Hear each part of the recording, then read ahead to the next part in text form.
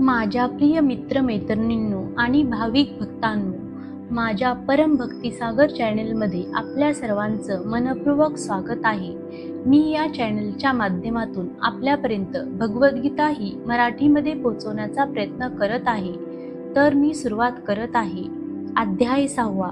श्री गणेशाय नमः. जय गुरुदेव. ध्यानयोग. श्री भगवान उवाच. श्री भगवान म्हणाले, जो आपल्या कर्मफलावर आसक्त नसून कर्तव्य म्हणून आपले कर्म करतो तोच वास्तविक संन्यासी आणि वास्तविक योगी आहे.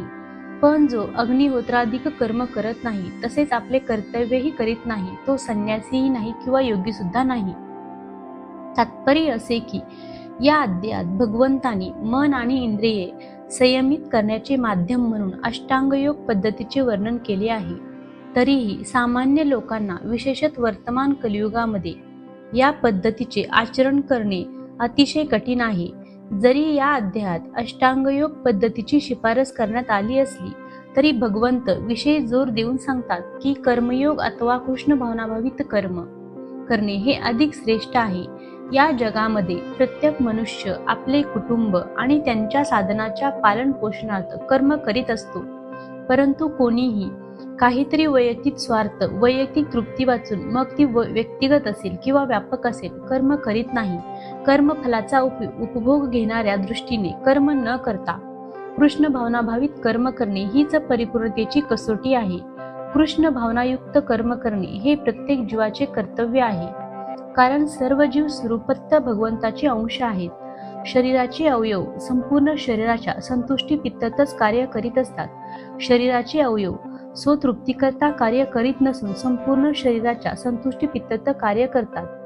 त्याचप्रमाणे जो जीव वैयक्तिक संतोषात कर्म न करता परम सत्याच्या संतोषात कर्म करतो तो परिपूर्ण असा संन्यासी किंवा योगी आहे. संन्याशांना कधी कधी वाटते की ते सर्व भौतिक कर्तव्यातून मुक्त झाले आहेत आणि म्हणून ते अग्निहोत्र यज्ञ करण्याचे थांबवितात. परंतु वास्तविकपणे ते स्वार्थीच आहेत. कारण निर्विशेष ब्रह्माशी एकरूप होणे हेच त्यांचे ध्येय असते. या प्रकारची इच्छा असणे हे इतर कोणत्याही भौतिक इच्छेपेक्षा श्रेष्ठ आहे. परंतु ही इच्छा सुद्धा स्वार्थयुक्तच आहे. त्याचप्रमाणे सर्व भौतिक क्रियांना विराम देऊन अर्धनामिलित नेत्राने योग पद्धतीचे आचरण करणाऱ्या योग्याला वैयक्तिक तृप्तीची थोडीफार इच्छा असतेच. पण कृष्ण भावना भवित कर्म करणारा मनुष्य स्वार्थाशिवाय परम सत्याच्या संतोषात कर्म करतो. कृष्ण भावना भावित मनुष्याला वैयक्तिक संतुष्टीची मुळीच इच्छा नसते. श्रीकृष्णांना संतुष्ट करणे हीच त्याची यशाची व्याख्या असते आणि म्हणून तो परिपूर्ण संन्यासी किंवा परिपूर्ण योगी असतो. त्यागाचे परमोच्च प्रतीक असणारे श्री चैतन्य महाप्रभू पुढील प्रमाणे प्रार्थना करतात. हे सर्वशक्तिमान प्रभू, मला धनसंचय करण्याची किंवा सुंदरीचा उपभोग घेण्याची इच्छा नाही. तसेच मला पुष्कळ अनुयायी जमवण्याचीही इच्छा नाही. माझी एकच इच्छा आहे की जन्मानंतर माझ्यावर तुमच्या अहैतुक भक्तिपूर्ण सेवेची कृपा व्हावी. हे पांडुपुत्रा, ज्याला संन्यास म्हणतात तोच योग किंवा ब्रह्माशी युक्त होणे होय. कारण जोपर्यंत मनुष्य इंद्रिय तृप्तीच्या इच्छेचा त्याग करत नाही तोपर्यंत तो योगी होऊ शकत नाही. तात्पर्य असे की वास्तविक संन्यास, योग किंवा भक्ती म्हणजे मनुष्याने जीवात्मा म्हणून आपली स्वरूपस्थिती जाणून आणि त्याप्रमाणे कार्य करणे होय. जीवाला आपले स्वतंत्र अस्तित्व नसते. जीव म्हणजे भगवंताची तटस्थ शक्ती आहे. जेव्हा तो भौतिक शक्तीद्वारे वश होतो तेव्हा तो बद्ध होतो आणि जेव्हा तो कृष्ण भावनाभावित होतो त्याला आध्यात्मिक शक्तीची जाणीव होते. तेव्हा तो आपल्या वास्तविक आणि स्वाभाविक स्वरूपस्थितीमध्ये स्थित होतो. म्हणून मनुष्य जेव्हा परिपूर्ण ज्ञानाने युक्त होतो तेव्हा तो सर्व प्रकारची इंद्रियतृप्ती किंवा इंद्रियतृप्ती करविणाऱ्या कर्मांना थांबवितो. याचाच अभ्यास भौतिक आसक्ती रोखणारे योगीजन करतात. परंतु कृष्ण भावनाभावित व्यक्तीसाठी श्रीकृष्णाच्या सेवे व्यतिरिक्त इतर कुठलेही आपल्या इंद्रियांना युक्त करण्याची शक्यताच नसते. म्हणूनच ती एकाच वेळी संन्यासी आणि योगी असते. ज्ञान आणि योग पद्धतीमध्ये सांगितल्याप्रमाणे ज्ञानप्राप्ती आणि इंद्रिय संयमित करण्याचा हेतू हा कृष्ण भावनेमध्ये आपोआपच साध्य होतो. जर मनुष्य स्वार्थ वृत्तीने प्रेरित झालेला कर्माचा त्याग करण्याचे समर्थ नसेल तर ज्ञान आणि योगापासून काहीच लाभ होत नाही. जीवाचे वास्तविक देह म्हणजे सर्व स्वार्थतृप्त कर्माचा त्याग करणे आणि भगवंत संतुष्टीप्रित्यर्थ कर्म करण्यास तयार होणे हे आहे. कृष्ण भावनाभावित मनुष्याला स्वतः आनंदाचा उपभोग घेण्याची मुळीच इच्छा नसते. तो सतत भगवंताच्या आनंदाप्रित्यर्थच कर्म करण्यास संलग्न असतो. म्हणूनच ज्या मनुष्याला भगवंताचे मुळीच ज्ञान नसते तो निश्चितच स्वार्थरत असतो, कारण कोणीही निष्क्रिय राहू शकत नाही.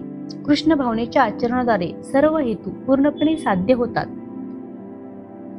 जो अष्टांग योगामध्ये नवसाधक आहे त्याच्यासाठी कर्म हे साधन असल्याचे म्हटले जाते आणि ज्याने पूर्वीच योग साध्य केला आहे त्याच्यासाठी सर्व भौतिक क्रियांचे शमन हे साधन असल्याचे म्हटले जाते. तात्पर्य असे की भगवंताशी युक्त होण्याच्या पद्धतीलाच योग म्हटले जाते. या योगाची तुलना एखाद्या शिडीशी करता येईल. त्याचद्वारे सर्वोच्च आध्यात्मिक साक्षात्कार होतो. या शिडीचा प्रारंभ जीवाच्या अत्यंत कनिष्ठ भौतिक अवस्थेपासून होतो आणि विशुद्ध आध्यात्मिक जीवनाच्या परिपूर्ण आत्मसाक्षात्कारापर्यंत त्या उन्नत अवस्थांची उन्नती होते. विविध उन्नत अवस्थानुसार शिडीच्या विविध भागांना विविध नावाद्वारे जाणले जाते, परंतु एकंदरीत संपूर्ण शिडीला योग म्हटले जाते आणि याचे ज्ञानयोग, ध्यानयोग आणि भक्तियोग असे 3 विभाग करता येतात. शिडीच्या प्रारंभिक भागाला योगारूढ अवस्था म्हटले जाते आणि सर्वोच्च भागाला योगारूढ म्हटले जाते. अष्टांगयोग पद्धतीच्या बाबतीत जीवनाच्या नियामक तत्वाद्वारे आणि विविध आसनाच्या अभ्यासाद्वारे जो साधारणपणे शारीरिक व्यायामच असतो, ध्यानस्थ होण्याच्या प्रारंभिक प्रयत्नांना भौतिक सकाम क्रिया समजले जाते. या सर्व क्रियाद्वारे इंद्रिय संयमित करण्यासाठी परिपूर्ण मानसिक संतुलनाची प्राप्ती करण्यास मदत होते. मनुष्य जेव्हा ध्यानाच्या अभ्यासात प्रवीण होतो तेव्हा तो विचलित करणाऱ्या सर्व मानसिक क्रियाचे शमन करतो. तथापि कृष्ण भावनाभावित मनुष्य हा प्रारंभापासूनच ध्यानाच्या स्तरावर स्थित असतो, कारण तो श्रीकृष्णाचे निरंतर स्मरण करीत असतो आणि श्रीकृष्णाच्या सेवेमध्ये निरंतर युक्त असल्यामुळे त्याने सर्व भौतिक क्रियेचे शमन केलेले असते. जेव्हा मनुष्य सर्व प्रकारच्या भौतिक इच्छांचा त्याग करतो तसेच इंद्रिय तृप्त कर्मामध्ये आणि सकाम कर्मामध्येही प्रवृत्त होत नाही, तेव्हा तो योगारूढ झाल्याचे म्हटले जाते. तात्पर्य असे, जेव्हा मनुष्य भगवंताच्या दिव्य प्रेममयी सेवेमध्ये पूर्णपणे युक्त होतो तेव्हा तो स्वतःही तृप्त होतो आणि याप्रमाणे तो इंद्रिय तृप्ती किंवा सकाम कर्मामध्ये संलग्न होत नाही. अन्यथा कर्म केल्या वाचून राहू शकत नसल्यामुळे त्याला इंद्रिय तृप्तीमध्ये रत व्हावेच लागते. कृष्ण भावनेशिवाय तो सतत स्वकेंद्रित किंवा व्यापक स्वार्थ कर्माच्या शोधातच असतो. परंतु कृष्ण भावनाभावित मनुष्य हा श्रीकृष्णाच्या संतुष्टीकरता सर्व काही करू शकतो आणि त्या योगे तो इंद्रिय तृप्तीपासून पूर्णपणे अनासक्त राहू शकतो. ज्या मनुष्याला या गोष्टीचा साक्षात्कार झालेला नाही त्याला योगरूपी सोपानाच्या सर्वोच्च स्तरावर उन्नत होण्यापूर्वी भौतिक इच्छेतून मुक्त होण्यासाठी यंत्रवत प्रयास करावे लागतात. मनुष्याने आपल्या मनाद्वारे स्वतःची अधोगती होऊ न देता स्वतःचा उद्धार केला पाहिजे. मन हे बद्ध जीवाचा मित्र तसे शत्रूही आहे. तात्पर्य, विविध परिस्थितीनुसार आत्मा शब्दाचा अर्थ शरीर, मन व आत्मा असाही होतो. योग पद्धतीमध्ये विशेष करून बद्ध जीव आणि मन हे महत्वपूर्ण असतात. योग्य अभ्यासाचा केंद्रबिंदू हा मन असल्यामुळे या ठिकाणी आत्मा शब्द मनाचा निर्देश करतो. योग पद्धतीचा हेतू हा मन संयमित करणे आणि इंद्रिय विषयावरील आसक्तीपासून मन काढून घेणे हा आहे.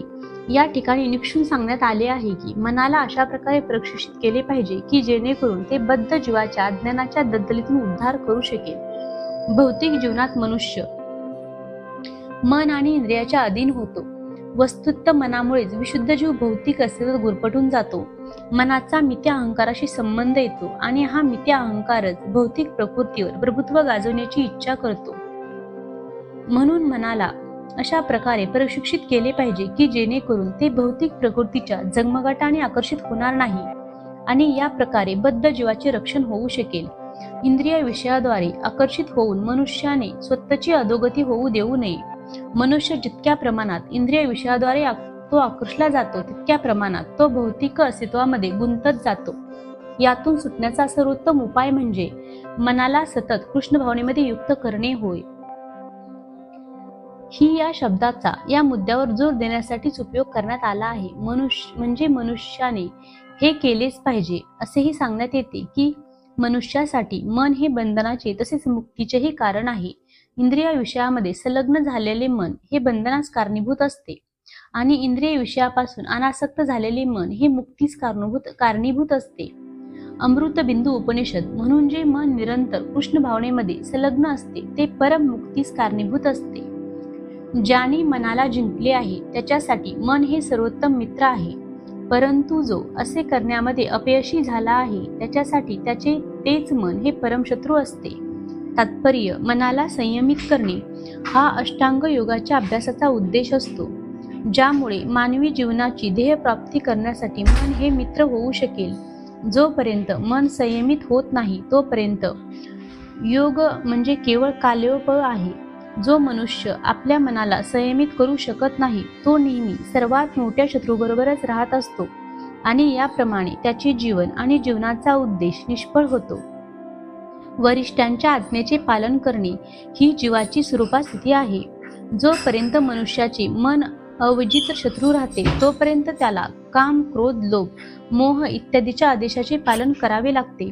परंतु मन जेव्हा जिंकले जाते तेव्हा मनुष्य स्वेच्छेने परमात्मा रूपाने प्रत्येकाच्या हृदयामध्ये स्थित असणाऱ्या पुरुषोत्तम श्री भगवान यांच्या आज्ञेच्या पालन करण्याचे मान्य करतो. वास्तविक योगाभ्यास म्हणजे हृदयस्थित परमात्म्याशी संबंध प्रस्थापित करणे आणि त्यानंतर त्यांच्या आज्ञेचे पालन करणे होय. ज्याने कृष्ण भावनेचा प्रत्यक्षपणे स्वीकार केला आहे त्यांच्या बाबतीत भगवंताच्या आज्ञांना शरण जाणे आपोआपच सिद्ध होते. ज्याने मन जिंकले आहे त्याला परमात्मा प्राप्त झालेला असतो, त्याने शांती प्राप्त केलेली असते. अशा मनुष्यासाठी सुख आणि दुःख, शीत आणि उष्ण, मान आणि अपमान सर्व काही सारखेच असतात. तात्पर्य असे की प्रत्येकाच्या हृदयात परमात्मा रूपाने स्थित असणाऱ्या पुरुषोत्तम श्री भगवान यांच्या आज्ञेचे पालन करणे हे प्रत्येक जीवाचे वास्तविक लक्ष्य आहे. मन जेव्हा बाह्य माया शक्तीद्वारे चुकीच्या मार्गाने नेले जाते तेव्हा मनुष्य भौतिक क्रियामध्ये गुंतला जातो. म्हणून कोणत्याही एका योगाद्वारे मन संयमित केले जाते तेव्हा मनुष्याने देह प्राप्ती केल्याप्रमाणेच आहे. मनुष्याने अधिकारी व्यक्तीच्या आज्ञांचे पालन केले पाहिजे. जेव्हा मनुष्याचे मन पराप्रकृतीमध्ये स्थित होते तेव्हा त्याला भगवंताच्या आज्ञेचे पालन करण्याशिवाय इतर कोणताही पर्याय नसतो. मनाला कोणता तरी श्रेष्ठ आदेश मानावा लागतो आणि त्याचे अनुसरण करावेच लागते. मन संयमित करण्याचा परिणाम म्हणजे मनुष्य आपोआपच परमात्म्याच्या आदेशाचे पालन करू लागतो. या दिव्य स्थितीची प्राप्ती कृष्ण भावनाभावित मनुष्याला तत्काळ प्राप्त होत असल्यामुळे भगवत भक्तावर सुख आणि दुःख, शीत आणि उष्ण इत्यादी भौतिक अस्तित्वाच्या द्वंद्वाचा मुळीच परिणाम होत नाही. ही अवस्था म्हणजे प्रत्यक्ष समाधी किंवा परमात्म्याच्या ठिकाणी तल्लीनता होय.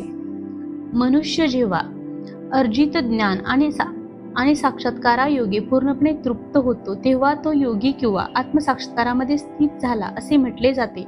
असा मनुष्य अध्यात्मात स्थित आणि आत्मसंयमी असतो. तो गारेचे खडे, दगड, सोने इत्यादी सर्व काही समदृष्टीनेच पाहतो. तात्पर्य असे की परम सत्याच्या अनुभूतीशिवाय पुस्तकी ज्ञान हे निरुपयोगी आहे. याबद्दल पुढील प्रमाणे सांगण्यात आले आहे.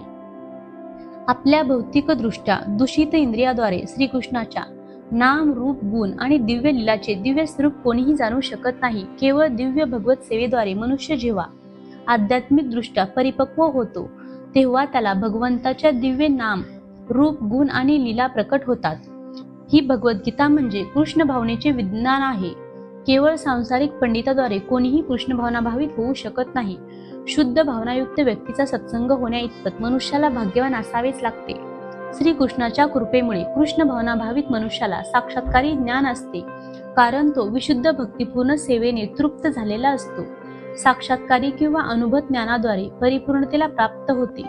दिव्य ज्ञानाच्या आधारे मनुष्य आपल्या श्रद्धेमध्ये दृढ राहू शकतो, परंतु केवळ पुस्तकी ज्ञानाने तो सहजपणे मोहित होऊ शकतो आणि वर करणे विरोधाभासामुळे गोंधळून जाऊ शकतो. आत्मसाक्षात्कारी जीव हा वास्तविकपणे आत्मसंयमी असतो, कारण तो श्रीकृष्णांना शरण गेलेला असतो.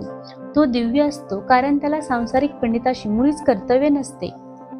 सांसारिक विद्वता आणि मानसिक तर्कवाद जरी इतरांना सोन्याप्रमाणे भासत असले तरी त्यांच्या लेखी मात्र त्यांना खडे किंवा दगडापेक्षा अधिक मूल्य नसते. मनुष्य जेव्हा प्रामाणिक हितचिंतक, सुहृद, तटस्थ, मध्यस्थ, द्वेषी, मित्र आणि शत्रू, पुण्यवान आणि पापी या सर्वांकडे समबुद्धीनेच पाहतो तेव्हा तो अधिक प्रगत किंवा विशेष मानला जातो. योगी व्यक्तीने नेहमी आपले शरीर, मन आणि आत्मा भगवंताच्या ठायी युक्त केले पाहिजे. त्याने एकांतस्थळी एकटे राहावे आणि काळजीपूर्वक मनाला सतत संयमित केले पाहिजे. त्याने आकांक्षा आणि संग्रहाच्या किंवा स्वामित्वाच्या भावनेपासून मुक्त असले पाहिजे. तात्पर्य असे की श्रीकृष्णाचा साक्षात्कार ब्रह्म, परमात्मा आणि पुरुषोत्तम श्री भगवान या 3 विविध रूपामध्ये होतो. थोडक्यात कृष्ण भावना म्हणजे दिव्य प्रेममयी भगवत सेवेमध्ये युक्त होणे होय. परंतु जे निर्विशेष ब्रह्म किंवा अंतर्यामी परमात्मा रूपावर आसक्त आहेत ते सुद्धा अंशतः कृष्ण भावना भावितच असतात. कारण निर्विशेष ब्रह्म म्हणजे श्रीकृष्णाचेच आध्यात्मिक किरण आहेत आणि परमात्मा हे श्रीकृष्णाचे सर्वव्यापी अंशीर विस्तार रूप आहे. याप्रमाणे निर्विशेषवादी आणि ध्यानयोगी हे सुद्धा अप्रत्यक्षपणे कृष्ण भावना भावित असतात. प्रत्यक्षपणे कृष्ण भावना भावित असणारा मनुष्य हा सर्वोत्तम योगी असतो. कारण अशा भक्ताला ब्रह्म आणि परमात्म्याचे ज्ञान असते, त्याला परमसत्याचे परिपूर्ण ज्ञान असते. तर निर्विशेषवादी आणि ध्यानवादी योगी हे पूर्ण रूपाने कृष्ण भावना भावित नसतात. तथापि या सर्वांना या ठिकाणी आपल्या विशिष्ट प्रयत्नात सतत संलग्न राहण्यास सांगण्यात आले आहे, जेणेकरून त्यांना यथासमय परमसिद्धीची प्राप्ती होऊ शकेल. योग्याचे सर्वप्रथम कार्य म्हणजे आपले मन निरंतर श्रीकृष्णावर एकाग्र करणे होय. सदैव श्रीकृष्णाचे स्मरण केले पाहिजे आणि क्षणभरही त्यांचे विस्मरण होऊ देऊ नये. भगवंतावरील मनाच्या एकाग्रतेला समाधी असे म्हणतात. मनाची एकाग्रता साधण्यासाठी मनुष्याने नेहमी एकांतवासात राहिले पाहिजे आणि बाह्य विषयापासून होणारा व्यत्यय टाळला पाहिजे. त्याने अत्यंत काळजीपूर्वकरित्या आपल्या साक्षात्कारासाठी अनुकूल असणाऱ्या परिस्थितीचा स्वीकार केला पाहिजे आणि साक्षात्कारास बाधक असणाऱ्या प्रतिकूल परिस्थितीचा त्याग केला पाहिजे. परिपूर्ण निश्चयाने युक्त होऊन त्याने स्वामित्वाच्या भावनेत गुंतवणाऱ्या अनावश्यक भौतिक वस्तूंच्या प्राप्तीसाठी अतिप्रयास करू नये. जेव्हा मनुष्य वास्तविकपणे कृष्ण भावना भावित होतो तेव्हा तो सर्व पूर्णावस्थेचे आणि नियमांचे पालन पूर्ण रीतीने होते. कारण प्रत्यक्ष कृष्ण भावना म्हणजे आत्मसंयम होय आणि यामध्ये स्वामित्वाच्या भावनेला मुळीच वाव नाही. श्रीशील रूप गोस्वामी कृष्ण भावनेचे स्वरूप पुढील प्रमाणे सांगतात.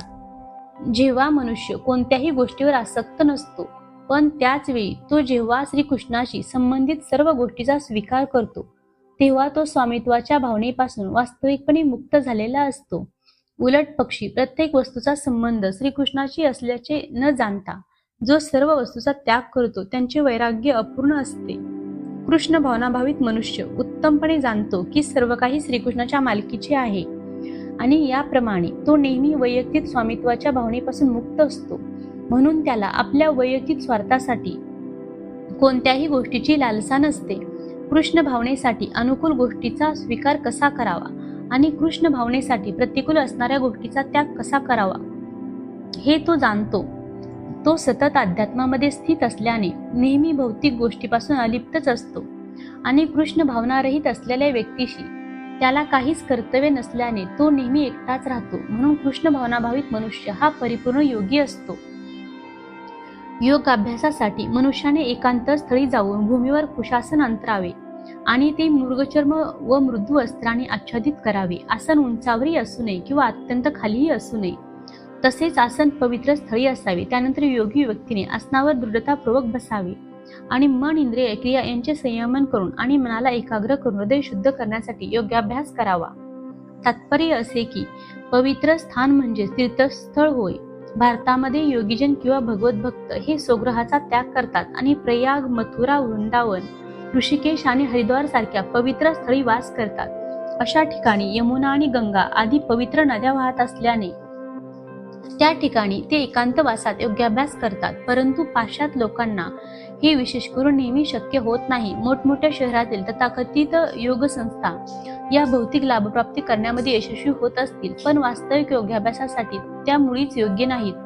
जो आत्मसंयमी नाही आणि ज्याचे मन निश्चल नाही तो ध्यान करू शकत नाही. म्हणूनच बृहन्मंडाधारीय पुराणात सांगण्यात आले आहे की कलियुगामध्ये लोक हे अल्पायुष्य आध्यात्मिक साक्षात्कारामध्ये मंद आणि विविध चित्ताने विचलित असल्यामुळे आध्यात्मिक साक्षात्काराचे उत्तम साधन म्हणजे पवित्र हरिनामाचे कीर्तन होय. कलह आणि दंभयुक्त या युगामध्ये मुक्तीचे एकमात्र साधन म्हणजे पवित्र हरिनामाचे कीर्तन. अन्य कोणतीही गती नाही, अन्य कोणतीही गती नाही, अन्य कोणतीही गती नाही. मनुष्याने आपले शरीर, मान आणि मस्तक उभ्या सरळ रेषेत धरावे. आणि नासिकाग्राहाकडे स्थिर दृष्टीने पाहावे.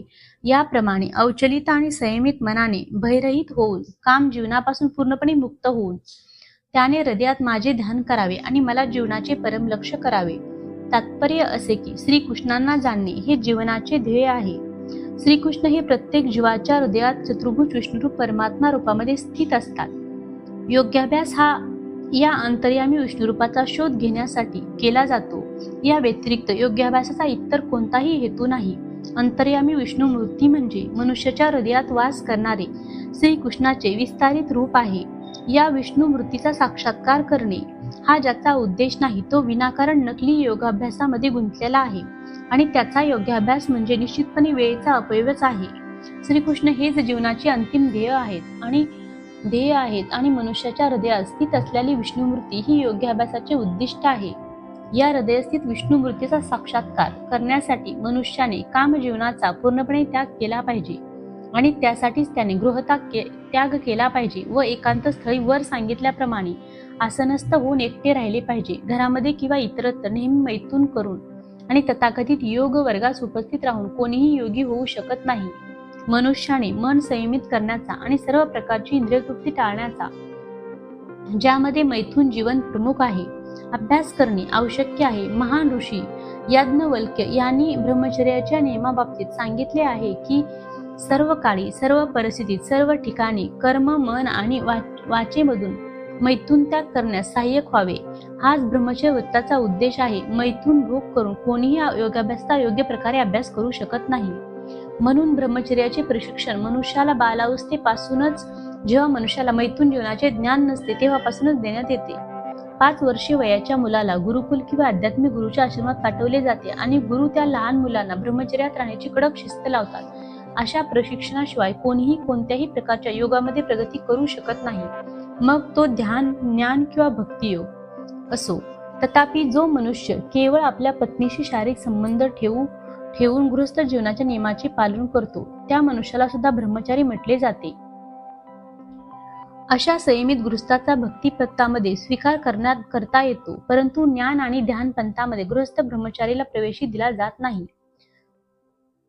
त्यांना कोणत्याही तडजोडीशिवाय संपूर्ण ब्रह्मचर्य व्रत अनिवार्य असते. भक्ती संप्रदायामध्ये गृहस्थ ब्रह्मचारीला संयमित मैथून भोग करण्याची अनुमती असते, कारण भक्तियोग इतका प्रभावी आहे की दिव्य भगवत सेवेत युक्त झाल्यामुळे आपोआपच मैथून भोगाच्या आकर्षणापासून मनुष्य मुक्त होतो. श्री भगवद्गीतेमध्ये सांगण्यात आले आहे की इतरांना स्वतःहून इंद्रिय तृप्तीपासून विरक्त होण्यास बाध्य व्हावे लागते, परंतु भगवत भक्ताला उच्च प्रतीचा रस प्राप्त झाल्यामुळे तो इंद्रिय तृप्तीपासून आपोआपच विरक्त होतो. भक्ता व्यतिरिक्त इतर कोणालाही या उच्च रसाचे ज्ञान नसते. जोपर्यंत मनुष्य पूर्णपणे कृष्ण भावनाभावित होत नाही तोपर्यंत तो निर्भय होऊ शकत नाही. विकृत स्मृतीमुळे जीव भयभीत असतो आणि विकृत स्मृती म्हणजेच श्रीकृष्णाची असणाऱ्या शाश्वत संमताचे विस्मरण होय. श्रीमद भागवत सांगते की निर्भय होण्यासाठी कृष्ण भावना हाच एकमात्र आधार आहे. म्हणूनच परिपूर्ण अभ्यास केवळ कृष्ण भावना भावित मनुष्याला शक्य आहे आणि योग्य अभ्यासाचे अंतिम ध्येय हे अंतर्यामी भगवंतांना पाहावयाचे असल्या कारणाने कृष्ण भावना भावित मनुष्य हा सर्वोत्तम योगी असतो. या ठिकाणी सांगण्यात आलेली योग पद्धतीची तत्वे ही तथाकथित लोकप्रिय योग संस्थांनी सांगितलेल्या तत्वाहून भिन्न आहेत. याप्रमाणे शरीर, मन आणि क्रिया यांच्या संयमाचा निरंतर अभ्यास करून मन संयमित झालेला योगी भौतिक जीवनाचा लय करून भगवत धामाची प्राप्ती करतो. तात्पर्य असे, योग अभ्यासाच्या अंतिम उद्देशाचे स्पष्टीकरण आता करण्यात येत आहे. कोणत्याही प्रकारच्या भौतिक सुविधा प्राप्त करण्यासाठी योग्याभ्यास नसून भौतिक अस्तित्वाचा लय करण्यासाठी योग्याभ्यास असतो. भगवद्गीतेनुसार जो मनुष्य आपले शारीरिक स्वास्थ्य सुधारण्यासाठी किंवा भौतिक सिद्धीची प्राप्ती करण्यासाठी योग्याभ्यास करतो तो योगी नव्हे. तसेच भौतिक अस्तित्वाचा लय म्हणजे शून्यात प्रवेश नव्हे. हे शून्यत्व म्हणजे केवळ एक कल्पना आहे. भगवंताच्या सृष्टीमध्ये कोठेही शून्य नाही. उलट भौतिक अस्तित्वाच्या लयाने मनुष्याला आध्यात्मिक विश्वात भगवत धामात प्रवेश करणे शक्य होते. भगवत धामाचेही स्पष्ट वर्णन भगवद्गीतेत करण्यात आले आहे. भगवत धाम म्हणजे असे ठिकाण आहे की ज्या ठिकाणी सूर्य, चंद्र किंवा विद्युत शक्तीची मुळीच आवश्यकता नाही. भौतिक विश्वातील सूर्याप्रमाणेच आध्यात्मिक जगतातील सर्व ग्रहलोक हे स्वयंप्रकाशित आहेत. भगवंताचे राज्य हे सर्वव्यापी आहे, परंतु आध्यात्मिक विश्व आणि त्यातील ग्रहलोक यांना परमधाम असे म्हटले जाते. स्वतः भगवंतांनी या ठिकाणी सांगितल्याप्रमाणे ज्याला श्रीकृष्णाचे पूर्ण ज्ञान आहे असा एक परिपूर्ण योगी वास्तविक शांती प्राप्त करून अत्यंत त्यांच्या परमधामाची कृष्णलोक किंवा गोलोक वृंदावनाची प्राप्ती करतो. ब्रह्मसंहितेमध्ये सांगण्यात आले आहे की गोलोक किंवा निर्वसत्य खिलात्मक भूत भगवंत जरी आपल्या गोलोक धामामध्ये नित्य निवास करीत असले तरी आपल्या श्रेष्ठ आध्यात्मिक शक्तीद्वारे ते सर्वव्यापी ब्रह्म आणि अंतर्यामी परमात्मा म्हणून सर्वत्र उपस्थित असतात. श्रीकृष्णाच्या किंवा त्यांच्या विस्तारित विष्णू रूपाच्या योग्य ज्ञाना वाचून कोणीही आध्यात्मिक विश्वात वैकुंठ लोकात किंवा भगवंताच्या शाश्वत धामात गोलोक वृंदावनात प्रवेश करू शकत नाही. म्हणून कृष्णभावनायुक्त कर्म करणारा मनुष्य हा परिपूर्ण योगी आहे, कारण त्याची मन सतत श्रीकृष्णाच्या लीलामध्ये तल्लीन झालेली असते. वेदामध्येही आपण पाहतो की केवळ भगवान श्रीकृष्णाचे ज्ञान झाल्यानेच मनुष्य जन्म मृत्यूच्या चक्रातून पार पडू शकतो. दुसऱ्या शब्दात सांगावयाचे तर योगाची पूर्णता म्हणजे निष्पाप लोकांना फसवण्यासाठी केलेली जादूगरी किंवा शारीरिक कसरत नव्हे, तर योगाची पूर्णता म्हणजे भौतिक अस्तित्वातून मुक्ती प्राप्त करणे होय. हे अर्जुना, जो अत्याधिक खातो किंवा अत्यंत अल्प खातो, जो अतिशय झोपतो किंवा पुरेसे झोपत नाही, तो योगी होण्याची शक्यता नाही. तात्पर्य असे, या ठिकाणी योगी जनांसाठी आहार आणि निद्रा यांचे नियमन सांगितले आहे. अतिशय खाणे म्हणजे प्राण रक्षणाकरता आवश्यक भोजनापेक्षा अधिक भोजन खाणे. मनुष्याला पशुचे मांस खाण्याची आवश्यकता नाही, कारण अन्नधान्य, भाजीपाला, फळे आणि दूध इत्यादी विपुल प्रमाणात उपलब्ध आहे. भगवद्गीतेनुसार असे साधे खाद्यपदार्थ सत्वगुणी असतात. मांसाहार हा रजोगुणामधील व्यक्तीसाठी असतो.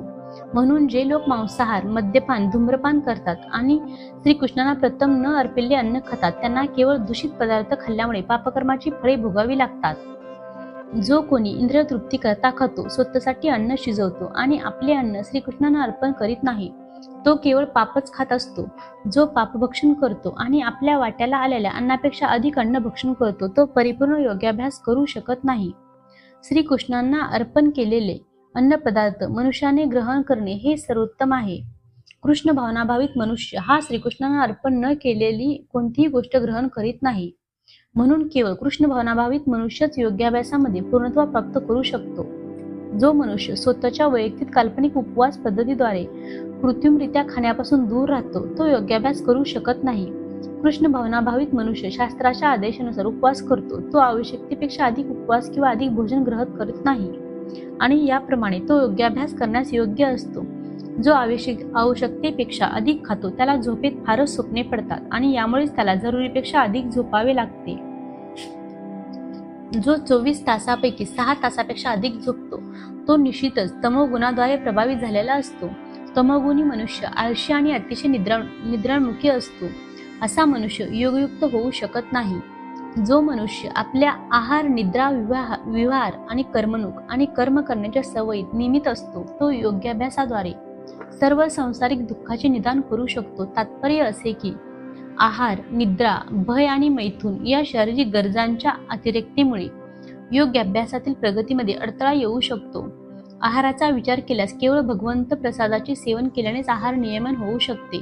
भगवद्गीतेनुसार भगवान श्रीकृष्णांना भाजीपाला, फूल, अन्नधान्य, दूध इत्यादी अर्पण केले जाते. या प्रकारे कृष्ण भावनावाहित मनुष्य हा आपोआपच मनुष्याने ग्रहण करण्यास अयोग्य असे अन्न किंवा सद्गुणाविरहित अन्न खाण्याचे टाळतो. निद्रेविषयी सांगायचे तर कृष्ण भावनाभावित मनुष्य सतत कृष्ण भावनाभावित कर्म करण्यामध्ये दक्ष असतो आणि म्हणून निद्रेत घालवलेला अनावश्यक काळ त्याच्यासाठी मोठ्या हानीप्रमाणेच असतो. कृष्ण भावनाभावित मनुष्य हा भगवत सेवेमध्ये युक्त झाल्या वाचून आपला वाया गेला एक क्षणही सहन करू शकत नाही. म्हणून तो केवळ अत्यावश्यक आहे तितकीच झोपतो. या बाबतीत त्याचे आदर्श म्हणजे श्री शीलरूप गोस्वामी आहे. श्री शीलरूप गोस्वामी निरंतर कृष्ण सेवेमध्ये मग्न राहायचे आणि 2 तासापेक्षा कधीच अधिक झोपत नसत आणि काही वेळा तर 2 तासही नाही. हरिदास ठाकूर हे आपल्या जपमाळेवर प्रतिदिन 3 लाख वेळा जप केल्यावर प्रसादही ग्रहण करीत नसत किंवा झोपतही नसत. कर्माचा विचार केल्यास कृष्ण भावनाभावित मनुष्य हा श्रीकृष्णाशी असंबंधित असे कोणतेही कार्य करत नाही. म्हणूनच त्याचे कर्म हे इंद्रिय तृप्तीमुळे कलुषित होत नाही. इंद्रिय तृप्तीचा प्रश्नच उद्भवत नसल्यामुळे कृष्ण भावनाभावित मनुष्याला हवला वेळ कधीच असत नाही. तो आपले कर्म, वाणी, निद्रा, जागृती आणि इतर सर्व शारीरिक कार्यामध्ये नियमित असल्याने त्याला कोणतेही भौतिक दुःख नसते. योग अभ्यासाद्वारे योगी जेव्हा आपली मानसिक कार्ये नियमित करतो आणि सर्व भौतिक आकांक्षापासून मुक्त होऊन अध्यात्मामध्ये स्थित होतो, तेव्हा तो यथायोग्यपणे योगयुक्त झाल्याचे म्हटले जाते. योगी मनुष्य आणि साधारण मनुष्य यांच्या क्रियामधील फरक हाच आहे की योगी मनुष्य हा भौतिक वासनामध्ये प्रमुख असणाऱ्या काम वासना सहित इतर सर्व वासनाचे शमन करतो.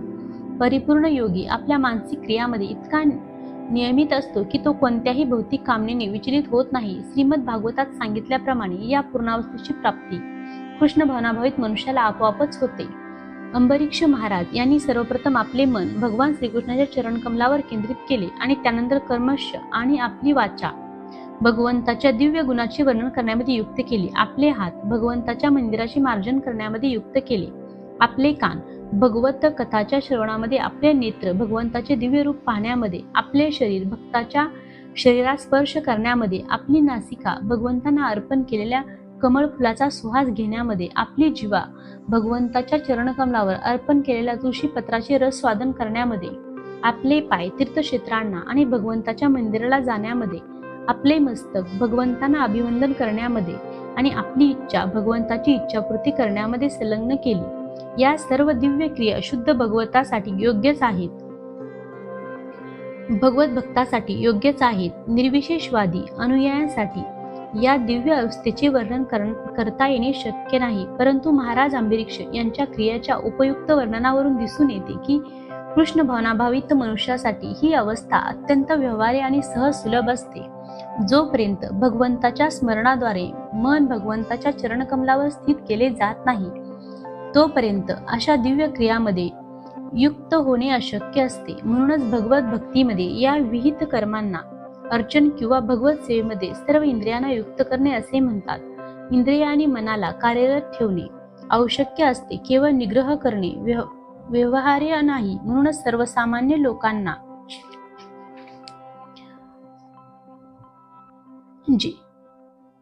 विशेष करून जो संन्यासाश्रमी नाहीत त्यांच्यासाठी वर सांगितल्याप्रमाणे इंद्रियांना आणि मनाला दिव्य क्रियामध्ये मग्न करणे ही दिव्यत्वाच्या प्राप्तीसाठी परिपूर्ण विधी आहे. या विधीलाच भगवद्गीतेमध्ये युक्त म्हणण्यात आले आहे.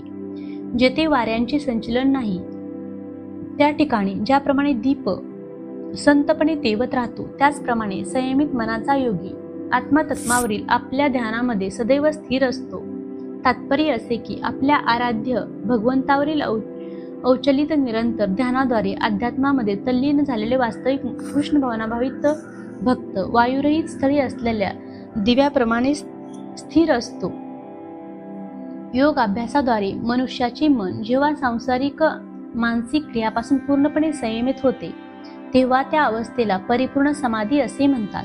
या समाधी अवस्थेचे लक्षण आहे की यामुळे मनुष्य विशुद्ध मनाद्वारे आत्म्याचे अवलोकन करण्यात आणि आत्म्यामध्ये संतुष्ट होण्यात व आनंद प्राप्त करण्यात समर्थ होतो.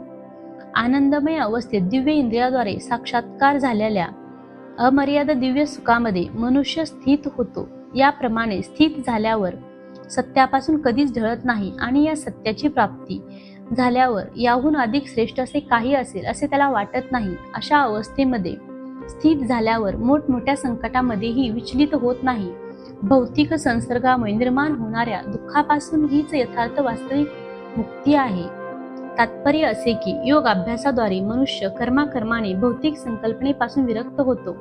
योग तत्वाचे हे प्रमुख लक्षण आहे आणि यानंतर मनुष्य समाधिस्थ होतो, अर्थात आत्म्याचे परमात्म्याशी तादात्म्य न करता योगी व्यक्तीला दिव्य मन आणि दिव्य बुद्धीद्वारे परमात्म्याचा साक्षात्कार होतो. योगाभ्यास हा थोड्याफार प्रमाणात पतंजली योग पद्धतीवर आधारित आहे. काही अनाधिकृत भाष्यकार आत्म्याचे परमात्म्याशी तादात्म्य करण्याचा प्रयत्न करतात आणि अद्वैतवादी यालाच मुक्ती समजतात, परंतु त्यांना पतंजली योग पद्धतीचा वास्तविक उद्देश ज्ञात नसतो. पतंजली योगामध्ये दिव्य आनंदाचा स्वीकार करण्यात आला आहे, पण अद्वैतवादी या दिव्य आनंदाचा स्वीकार करत नाहीत, कारण अद्वैतवाद धोक्यात येण्याची त्यांना भीती वाटते. ज्ञान आणि ज्ञाता यांच्यामधील द्वैताचा स्वीकार अद्वैतवादी करीत नाहीत, परंतु या श्लोकामध्ये दिव्य इंद्रियाद्वारे अनुभवाला येणाऱ्या दिव्य आनंदाचा स्वीकार करण्यात आला आहे. योग पद्धतीचे प्रसिद्ध प्रतिपादक पतंजली मुनी आपल्या योगसूत्रामध्ये सांगतात की ही चित्तशक्ती किंवा अंतरंगा शक्ती दिव्य आहे. पुरुषार्थ म्हणजे धर्म, अर्थ, काम आणि शेवटी भगवंताशी एक होण्याचा प्रयत्न होय. या भगवंताशी विलीन होण्यालाच अद्वैतवादी कैवल्यम असे म्हणतात. परंतु पतंजलीनुसार हे कैवल्यम म्हणजे अंतरंगा किंवा दिव्य शक्ती होय, ज्याद्वारे जीवाला आपल्या मूळ स्वरूपाची जाणीव होते.